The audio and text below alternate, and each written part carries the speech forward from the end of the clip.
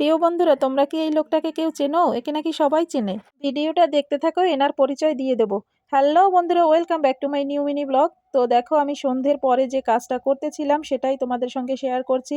কখনো আমার রিল্যাক্স নেই, তো আমি একটু কফি করে নিয়েছি এবং বিস্কুট, কেক, চানাচুর বিভিন্ন রকম নিয়েছি। ভাত তো তেমন একটা আমি খাই না, তাই এইসব ছাতা মাথা খেয়ে কিন্তু আমার দিনটা পার করি। সন্ধেবেলার খাবারটা খেয়েই আমি কাজ শুরু করে দেব। তো এটা হচ্ছে একটা বিছানা, এখানে কেউ আমরা ঘুমাই না, একটা পাটি বিছিয়ে রেখেছি শুধু।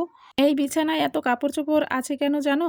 এখানে যত গায়ে দেওয়া কাপড়, নোংরা কাপড় ধোয়া লাগবে এই সব ফেলে রাখা হয়, ধুয়ে এনে তারপরে সেই কাপড় টাপড় ফেলে রাখা হয়। তো এই জন্য এই খাটটার উপরে অনেক কাপড় চোপড় থাকে, তো দেখতে একদমই ভালো লাগে না, তাই একটু গুছিয়ে রাখবো। আর যে কাপড়গুলো ধুতে হবে সেগুলো একটা পাত্রের ভিতরে রেখে দেবো, বলের ভিতরে। পরের দিন এগুলো আমি ধুয়ে ফেলবো। আর দেখো, এই যে আমার দুরন্ত মেয়েটা, আমি যে এই যে খাচ্ছি, এ কিন্তু একবারও বলবে না যে মা তুমি খাচ্ছো, আমাকে একটু দাও। আর এই দেখো, আমি একটু ওকে দিচ্ছি মুখে, তাও খাবে না। ও মাঝে মাঝে চা কফি খেতে চায়, কিন্তু আমি বাচ্চাদের একদম চা কফি কখনোই খাওয়াই না, আমার ছেলেটাকেও আমি খাওয়াই না। তো ও একটু মাঝে মাঝে এইটা দিলে অনেক সময় খায়, তো আমি একটু ট্রাই করছিলাম যে খাই কিনা। না, সে খাবে না, সে একদমই খাবে না, কোনো খাবার দাবার একদমই খেতে চায় না।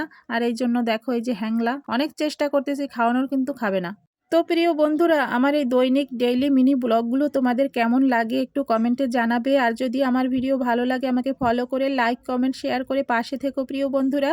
এটুকুই তোমাদের কাছে চাওয়া, কারণ আত্মীয় স্বজন পাড়া প্রতিবেশী সবাই মুখ ফিরিয়ে নিয়েছে, কারণ আমি ভিডিও করি। এখানে কোনো নোংরামি করা হয় না, তারপরও তাদের ভালো লাগে না। কেন আমরা পাবলিক প্লেসে আসবো? আমরা তো ঘরের পিছনে থাকবো, কোনায় থাকবো, এগুলোই হয়তো তারা চায়। তো যাই হোক প্রিয় বন্ধুরা, আমি কিন্তু তোমাদের ভালোবাসাতে এখানে আছি, আর তোমাদের ভালোবাসা পাবো। তো তোমাদের ভালোবাসার কাঙাল আমি। একটু তোমাদের উৎসাহ পেলে আমার কাজটা করতে অনেক ভালো লাগে, আমি আগ্রহ পাই।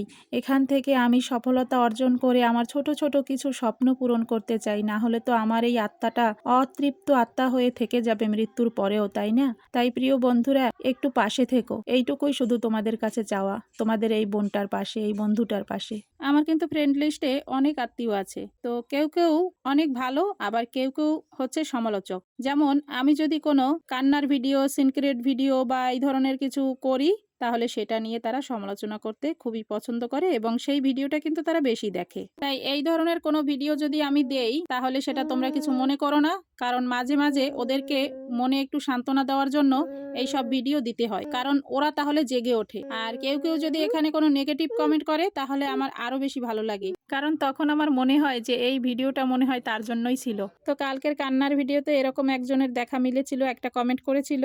অনেক শুভাকাঙ্ক্ষীরাই বলে যে ফেসবুকে কাজ করতে গেলে আগে আত্মীয় স্বজনদের ব্লক মারতে হয়, কিন্তু আমি সেটা করিনি, কারণ ওরা দেখুক এবং সমালোচনা করুক আর জ্বলুক। আর এই দেখো, আমি যার কথা বলতেছিলাম, এই যে আমাদের মাস্টার মশাই, তোমরা কি চেনো এই মুরব্বীকে? আমার থেকে 20 বছরের বড় বয়সী, ধানি লঙ্কা স্বামী নামের বস। তো বন্ধুরা, আজ এ পর্যন্তই। ভালো থেকো, সুস্থ থেকো, সবার জন্য শুভকামনা রইল। Love you, tata.